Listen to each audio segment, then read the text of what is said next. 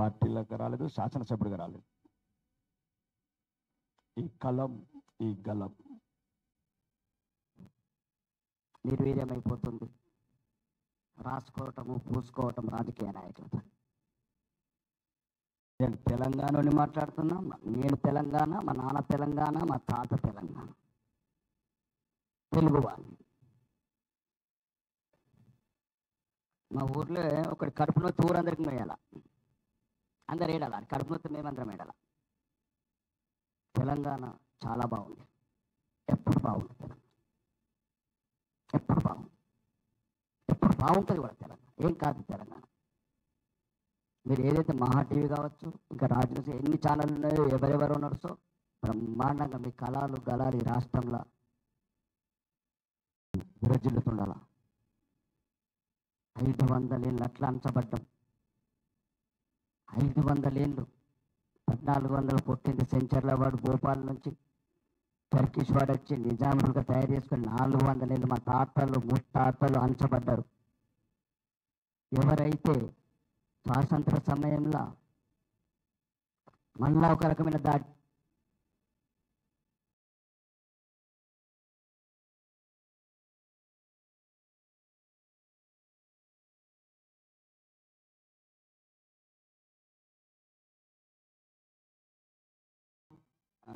ఎందుకంటే తెలంగాణ బాగా రక్త తర్పణం చేసింది, బాగా చాలా 6 తరాలు మా తాత ముత్తాతలు బానిసత్వంలా పాలేరులాగా బతికిండ్రు. ఈ మధ్యన కొందరు బొరలు వచ్చి మాకు తెలంగాణ సంస్కృతి చెప్తున్నారు. మా అమ్మమ్మలు ఈ బొరలు చెప్తారు మాకు. మా అమ్మమ్మని బట్టలు ఇప్పి బతుకమ్మలు ఆడించండి. ఈ దొరలేదు మాకు చెప్పడం. సచ్చింది మేము, పోరాడింది మేము. 5 తరాలు ఈ తెలంగాణ తెలంగాణ వీళ్ళ కొత్త తెలంగాణ కాదు. నేను అనేది ఏంటంటే పత్రిక స్వేచ్ఛ ఇంపార్టెంట్. నేను చూశాను మహా టీవీ డిబేట్లో పాల్గొన్నాను. ఇక్కడ వచ్చిన దరిద్రం ఏంటంటే ఒకప్పుడు నిష్కలంగా నిర్భయంగా ఉన్న కళలు గళాలు మంచి మంచి జర్నలిస్టులు అంతా కొందరు వల్ల ఇబ్బంది అవుతుంది. ఒక పత్రిక చూద్దామంటే చూడలే మీరు. అవినీతి సొమ్ములతో కొందరు ఆ పత్రిక చూస్తే ఇక మరి సెల్ఫ్ సర్టిఫికేట్. ఒక పత్రిక అంటే ఈ పార్టీ అంటారు, ఒక పత్రిక అంటే ఈ పార్టీ అంటారు. నిజంగా ఈ కళాలే లేకపోతే, ఈ జర్నలిస్టులు లేకపోతే ఆదిలాబాద్లో ఉన్న గిరిజనుల సమస్యలు ఎట్లా బయటకు వస్తాయి? అన్ని రకాలుగా సమాజంలో బాధితుల తరపున ఈ కళలు రాస్తున్నాయి కాబట్టి, ఈ మీడియా బయటికి తీసుకొస్తుంది కాబట్టి ఈరోజు మాలాంటి వాళ్ళకు కూడా రోజు ఈ పత్రికలే మాకు ఆధారం, ఎక్కడ ఏ సమస్యలు ఉన్నా. కానీ కొందరి గురించి అదేదో కంపెనీలో పిమ్మలో ఏదో మన ఏది ఇది టెలిఫోన్ ట్యాపింగ్, ఇష్టం అంతా టెలిఫోన్ ట్యాపింగ్ కదా. టెలిఫోన్ ట్యాపింగ్ కూడా ఎవరికి తెలియదు, ఎందుకు తెలియదు,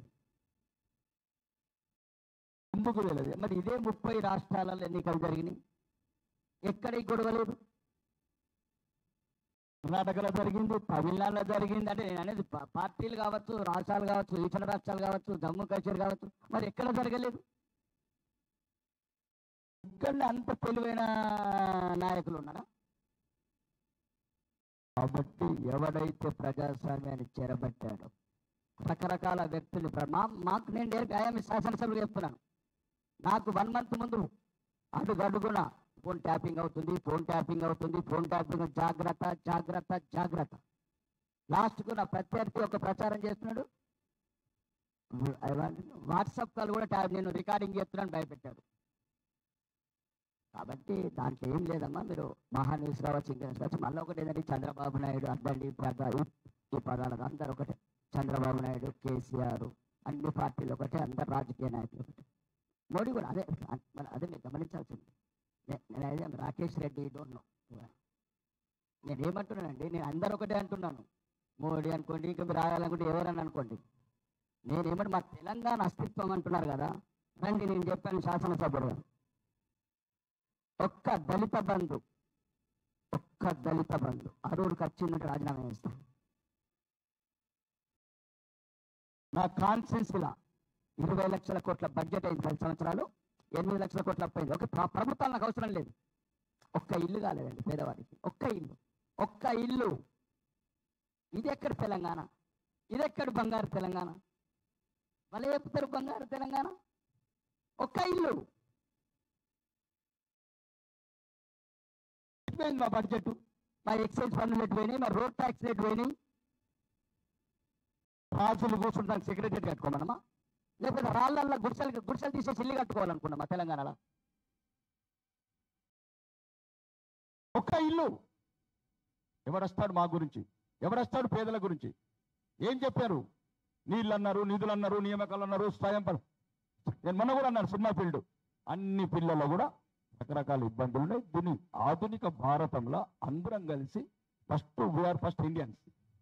దయచేసి ఈ చంద్రబాబు నాయుడు, తెలుగుదేశం, ఈ టీఆర్ఎస్, బీజేపీ పెట్టకండి.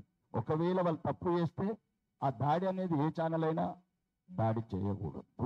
First point. ఎటువంటి చర్యలను తీసుకోవచ్చు, భయపెట్టడం అనేది కరెక్ట్ కాదు.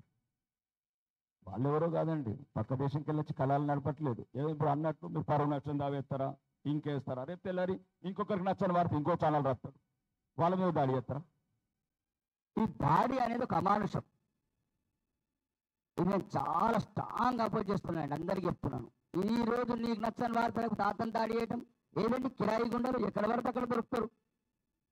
వేలాది మంది ఉన్నారు జర్నలిస్టుల మీద. ఆఫీసులు, ఏ ఆఫీస్ మీద? టీఆర్ఎస్ ఆఫీస్ మీద దాడి చేయొద్దు, బీజేపీ ఆఫీస్ మీద దాడి చేయొద్దు, కాంగ్రెస్ ఆఫీస్ మీద దాడి చేయొద్దు, విలేకరుల మీద దాడి చేయొద్దు. అన్ని వేదికలు ఉన్నాయి, కోర్ట్స్ ఉన్నాయి, ప్రజా వేదికలు ఉన్నాయి, ప్రజా ఉద్యమాలు నిర్మిద్దాం. మరి ఎటువైనా అంతరాత్రి కోదండరామ్ని అరెస్ట్ చేస్తే ఒక్క కలం లేవలేదు. తీవ్రవాద, ఖలిస్తాన్వాద, ఆతంకవాద, ఉగ్రవాద, తీవ్రవాద. నేను అనేది వ్యక్తులను అంటలేనండి. అందరికి అన్నీ తెలుస్తున్నాయి, అభిమానం ఉంది. కానీ మనం మనుషులకు, కొన్ని కుటుంబాలకు, కొన్ని పార్టీలకు ఎవరైనా మనం లొంగిపోతే భవిష్యత్ తరాలు మనం క్షమించింది. మీరు ఒక సమాజంలో చైతన్యవంతులైన మనం కొందరం కలుస్తున్న భవిష్యత్తు దేశమన్న బాగుంటుంది. నేను ఏదో ఈ పార్టీ మంచిది, ఈ నాయకుడు మంచోడు అంటలేను. కానీ ఈ కళాలను భయపెట్టుకుంటూ పోతే తర్వాత అసలు వార్తలు రాష్ట్రాలు కూడా ఉండడు. ప్రతి పార్టీ ఒక ఛానల్ ఉంటుంది, ప్రతి పార్టీ ఒక పత్రిక ఉంటుంది. అది ఎప్పుడైతే దరిద్రం వచ్చిందో ఈ రాజకీయాల నాయకులకు మనం బానిసలమైన మొదలుపెట్టాం. కొందరేమో వాళ్ళతో పూసుకొని రాసుకొని మొదలు పెడతారు. కాబట్టి తెలంగాణకు మహానూస జరిగిన సంఘటన, మహానూస అనేది మహానూస అయినా ఏ న్యూస్ అయినమ్మా, మా తెలంగాణ ఈరోజు గ్లోబల్ సిటీ. ఏ రోజైతే అతని ప్రభుత్వాల నాయకులు అంటలేను, ఉన్న నాయకులందరూ వెళ్ళిపోయింది. నా భార్య నెల్లూరు, రేవంత్ రెడ్డి అల్లూరు ఆంధ్ర. ఇప్పుడు గత ప్రభుత్వంలో ఉన్న నా ఎమ్మెల్యేల పార్ట్నర్లు అందరూ ఆంధ్ర వాళ్ళు, తమిళనాడు వాళ్ళు, బంగ్లాదేశ్, అందరం ఒకటే. ప్రజల్ని మాత్రం సెంటిమెంట్తో చంపుతున్నాం. అయిపోయింది. ఒకరోజు రాష్ట్రం విడిపోయింది. ఏదన్నా ఉంటే ఇప్పుడు నిన్న రంగచర్లలో వాళ్ళు ఇంకా మోర్ క్లారిటీ అడిగారు. చాలా చట్టబద్ధ సంస్థలున్నాయి. కానీ అమాయక తెలంగాణ ప్రజల్ని మళ్ళీ చంపకండి. ఈ సెంటిమెంటు ఎవరికో ఏదో అయితే తెలంగాణకి అయినట్లు కాదు. తెలంగాణ ఆత్మగౌరవం బ్రహ్మాండంగా ఉంది. తెలంగాణ అనే పదం మారుమోగుతుంది. ఈరోజు ప్రపంచంలో తెలంగాణకు మకుటం లేక తయారైంది హైదరాబాద్. ఎప్పుడు బాగుంది, ఇప్పుడు బాగుంది, ఫర్దర్గా బాగుంటుంది. ఇది కొన్ని కుటుంబాలు ఇబ్బంది పడితే మేమేం చేయలేము. అది కాంగ్రెస్ కావచ్చు, బీజేపీ కావచ్చు, బీఆర్ఎస్ కావచ్చు. దయచేసి మీరు ముఖ్యంగా మీరే సమాజంలో మేల్కొల్పే వాళ్ళు. ముఖ్యంగా విలేకరులందరికీ చెప్తున్నా, మీరు సీనియర్ జర్నలిస్ట్. నేను రాజకీయాలకు వచ్చి 1 year అయింది, 1.5 year. ఎలక్షన్ కన్నా ముందు 3 నెలల ముందు వచ్చాను. నేను తెలంగాణ గురించి మొత్తం తెలుసు. కొండ లక్ష్మణ్ బాపూజీ అంటే రాజీనామా చేసింది ఫస్ట్ తొలిదశ ఉద్యమంలో. పద్మశాలి బిడ్డ. నాకు తెలుసు కొండ లక్ష్మణ్ బాపూజీ వ్యక్తిగతంగా తెలుసు. ఇల్లు లేకపోతే అక్కడ హిమాయత్ నగర్లో అద్దెంట్లో ఉంచాడు. నేను వెళ్ళాను ఇంట్లోకి. చీకటి రూముల నల్లటి కళ్ళద్దాలు పెట్టుకుని నాకే కన్నీళ్ళు వచ్చినాయి. ఇదేం సమాజం? ఎవడు రాయడు ఎందుకు?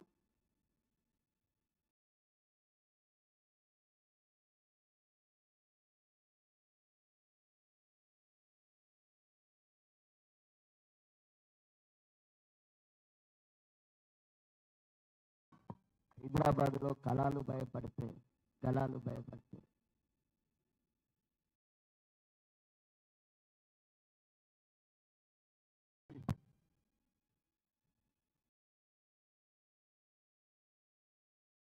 నేను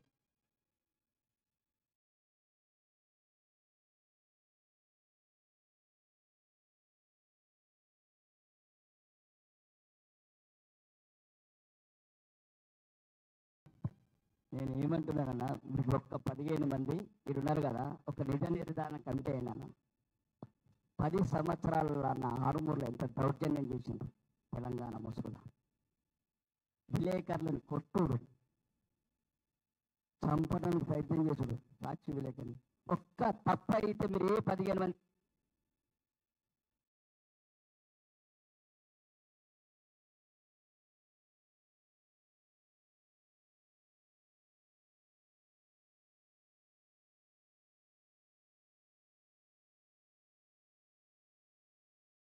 నేను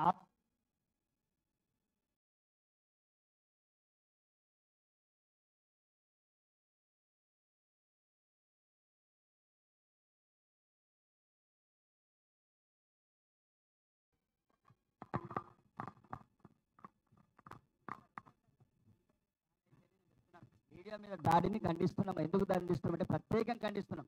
ఈ మహా టీవీ కాదు, ప్రతి ఛానల్ మీద ఇప్పుడు ఎక్కువసారి ఈ పార్టీ మీదనో ఏ పార్టీ అని ముచ్చుకేసుకొని చర్చలు జరుగుతాయి, ఛానల్ పెడతాయి, చర్చలు తప్పేముంది? చర్చల ద్వారానే కదా బయటకు వచ్చేటి అన్ని. ఈ దేశంలో మార్పులైనా, ప్రపంచంలో మార్పులైనా, తెలంగాణ మార్పులైనా ఈ ముఖ్యంగా ప్రధాన పాత్ర వహించేదే మీడియా. ఈ మీడియాని భయపెట్టదని నేను చెప్తున్నాను. కళ్ళము గల్లము ఎప్పుడు భయపడకూడదు. అది ఉన్నవాడికి మరి చూల కింద తొత్తు కాకూడదు. అయితే పేదోడి గురించి మీరు మాట్లాడేది ఏంటంటే, పేదోడి గురించి మాట్లాడే గొంతులు ఉన్నాయి, అమాయకుడు సామాన్యుల వైపు గొంతులు ఉన్నాయి. నేనేమంటున్నానంటే, ఒకటి ఏ మీడియా అయినా కొద్దిగా అంటే ఒక వ్యక్తిగతంగా కొన్ని సంయమం పాటించాలి. నిజంగా కూడా అది తప్పే. నేను తెలంగాణ అసెంబ్లీలో ముఖ్యమంత్రి గారు ఒక దుఃఖంతో ఒక మాట అన్నారు. వాళ్ళ కుటుంబం వీళ్ళ కుటుంబం ఇప్పుడున్న మా కేటీఆర్ గారు మాట్లాడుకున్నారు అసెంబ్లీలోనే. మా కుటుంబంని మీరు ఏ కుటుంబంని కూడా అట్లా అనుకోవద్దని మేమంటున్నాం. అర్ధరాత్రి 3 గంటలకు పోయి ప్రధాన ప్రతిపక్ష నాయకుని నైట్ డ్రెస్సులకి లాక్కచ్చుడు ఖలిస్తాన్ తీవ్రవాదులు గారు. వాళ్ళు చేసింది చేస్తున్నారు. వీళ్ళన్నిట్లో ఏంటంటే మీడియానే లొంగిపోతున్నారు. కొందరు లొంగిపోవట్ల అందరికి అవమానం అవుతుంది. అది నా బాధ. ఎందుకంటే సిన్సియర్ జర్నలిస్టులు ఉన్నారు, నిజాయితీగా ఉండే వాళ్ళు ఉన్నారు. కానీ కొందరు మరీ రాసుకొని పూసుకుంటారు ఆ రాజకీయ నాయకులతో. ఇప్పుడు నేను అసెంబ్లీలో చూస్తాను, ఏం అవసరం, వాడు ఏం చెప్తాడు, మీరేం తీసుకుంటారు. దానివల్ల ఏమవుతుందంటే నిజాయితీ గల జర్నలిస్టులకు ఇబ్బంది అవుతుంది. వాళ్ళు ఏదైనా వార్త రాసినా ఇది రాసినా. కాబట్టి దయచేసి ఇట్లాంటి సంఘటనలు దాడి అయితే జరగకూడదు. ఇది రాజకీయ ప్రేరేపిత దాడి. నేను 100% ఖండిస్తున్నాను. ఇది ఎందుకంటే సమస్య తెలంగాణ మారుమూల పల్లెల గురించి రాలేదు, ఒక చిన్న టెలిఫోన్ ట్యాపింగ్ గురించి వచ్చిన ఇష్యూ వల్ల ఇది డివైడ్ అయింది. కానీ తెలంగాణ సమస్యల మీద, తెలంగాణ నీటిపారుదల చర్చలు జరగలేదు. ఒక టెలిఫోన్ ట్యాపింగ్ మీద రకరకాల చోట్ల నేను డిబేట్లో ఉన్నాను. నేను ఇప్పటికీ దాని మీద ఒక 10 డిబేట్లు 15 డిబేట్లు పాల్గొన్నాను. ఎక్కడ కూడా ఎవరిని ఏమంటలే. ఇది కూడా మీకు చెప్తున్నాను, అది కూడా తీవ్రమైన డిబేట్. అది ఒకవేళ ఫర్ ఎగ్జాంపుల్, చిన్న ఎగ్జాంపుల్ చెప్తాను, నిజామాబాద్ పక్కన పెడదాం. షర్మిల గారు పక్క రాష్ట్రం నాయకురాలు, ఆమె చెప్తుంది మా బాబాయ్ క్లిప్ తీసుకొచ్చి చిన్నది. ఇప్పుడు మీరు అంటున్నారు రికార్డింగ్ విన్నారా అంటే ఎవరెందుకు వినలేదు? మళ్ళీ వెళ్ళారు వీళ్ళు, రేపు తెల్లారు మళ్ళీ వీళ్ళు అమ్మాయి. కాబట్టి దాని విషయంలో ఎవరైనా ఆవేదనగా ఆవేశంగా మాట్లాడినట్టు రాజకీయ నాయకులకు కూడా ఒక సంయమనం ఉండాలా. పదవి లేకపోతే చచ్చిపోము, పదవి పోయిన తర్వాత బతుకుతాము, మళ్ళీ పోరాటం చేయాలి ప్రజలు. నేను అనేది ఏంటంటే, ఇప్పుడు షర్మిల గారు అన్నారు మొన్న ప్రెస్ మీట్లో, ఇప్పుడు ఏపీ ఏమంటారు ఆంధ్రప్రదేశ్ పిసిసి అధ్యక్షురాలు ఆమె చెప్తుంది మా బాబాయ్ అంటే 2 సార్లు ఎంపీ అయ్యిండు, టీడీ చైర్మన్ అయ్యిండు, నా వాయిస్ రికార్డింగ్ తీసుకొచ్చి క్లిప్స్ ఇచ్చారు హైదరాబాద్లో అని. ఇంకా వాట్ ఈస్ ద ఎవిడెన్స్? జరిగిన సంఘటనని సమర్థించుకోకుండా ఎక్కడన్నా ఇట్లాంటి సంఘటనలు పునరావృతం కాకుండా, అర్థమవుతుందా శివారెడ్డి గారు? మీరు చర్చ దేనికి పెట్టినా నాకు తెలుసు, చర్చ ఒకటే ఉండాలి. కలం గలం ధైర్యంగా ఉన్న రోజులే పేదవాడు మధ్య తరగతి వాడు ధైర్యంగా ఉండగలుగుతాడు సమాజం. లేకపోతే రాకేష్ రెడ్డి గురించో, ఇంకొక రావు గురించో, ఇంకొక దొర గురించో మీరు ప్రొటెక్షన్ చేసినారు అనుకో, సామాన్యుల ఆవేదన ఎప్పుడు. ఎందుకంటే చాలా సంఘటన పోరాటం చెప్తున్నా. ఇప్పటికి 1 yearలో 3000 వీడియోలు పెట్టినా, 3000 డిబేట్లలో పాల్గొన్నా.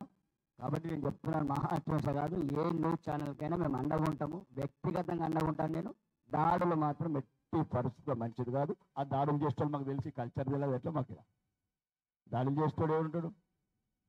నేను చెప్తే 1000 మంది పోతారు. అది వద్దు. అది ఏ బీజేపీ అయినా కాంగ్రెస్ అయినా వద్దు. ఛానళ్లకు స్వయం ప్రతిపత్తి ఉంచడం, మీడియాకు స్వయం ప్రతిపత్తి ఉంచి విలేకరులకు కొద్ది ధైర్యంగా ఉంటేనే ఇంకా నిజాయితీ, అవినీతి, అక్రమాలు, అరాచకాలన్నీ బయటకు తీసుకొస్తారు. ఈ మీడియాని భయపెట్టడం అనేది మంచిది కాదు. ఇంకా ముందు కూడా ఈ తెలంగాణ పదాన్ని తక్కువ వాడండి. తెలంగాణ రాష్ట్రం వచ్చింది. తెలంగాణ సంస్కృతి బ్రహ్మాండంగా ఉన్నది. కొందరు ఆడితేనే బతుకమ్మ కాదు, కొందరేస్తేనే ఇవి కావు. కాబట్టి దయచేసి ఇంకోసారి చెప్తున్నాను, కొన్ని సమస్యలు వచ్చినప్పుడు రాజకీయ నాయకులు కూడా ఇప్పటి కూడా ఇంకా తెలంగాణ వాడుతున్నారు. తెలంగాణ ఆత్మగౌరవం కొన్ని ఇబ్బందులకు మాకేం సంబంధం అండి? తెలంగాణ ఆదిలాబాద్ గిరిజన తండాలు కావచ్చు, వరంగల్ లంబాడి తండాలు కావచ్చు, నిజామాబాద్ కొన్ని ఇబ్బందులు కనపడుతున్నారు. ప్రజలకు అన్యాయం జరిగినప్పుడు తెలంగాణ ఆత్మగౌరవం. ప్రతిసారి ఇంకా తెలుగు వాళ్ళందరూ ఒక్కటి ఉంటేనే ఇంకా భారతదేశంలో నెంబర్ 1 ఉంటాం. తెలుగు వాళ్ళందరూ ఒకటిగా ఉండాలి. ఇంకా ఇబ్బంది అంటే ఇప్పుడు మా గౌరవనీయ మాజీ ముఖ్యమంత్రి గారు ఏమన్నాడు? రాయలసీమను రత్నాలసీమ ఎత్తన్నాడు. అట్లుండాలా రాజకీయ నాయకులు? మళ్ళీ ఏదో Andhra channel, Chandrababu Naidu channel, Venkaiah Naidu channel